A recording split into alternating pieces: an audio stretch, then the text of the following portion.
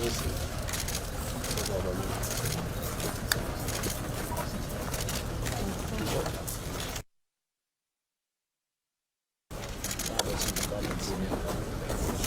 Thank you.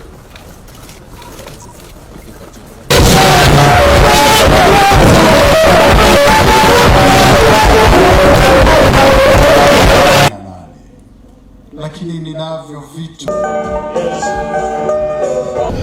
ya masaa yetu, ni vizuri tusikilize neno la Mungu. Na hapa katika barua hii Paulo anazungumza juu vile ukarimu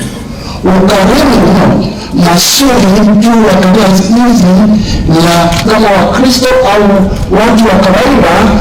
Tunapenda sana mtu ambaye ni mchoro, kila mmoja ninawaandikia, ninawakumbusha vile ambavyo mmenisaidia of your giving. Amen. They have records of your giving.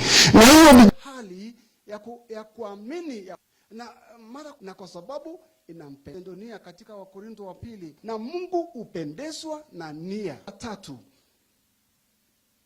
awakubalika na mwingine hakukubalika. Relationship with God is past or can as well influences you to give outward.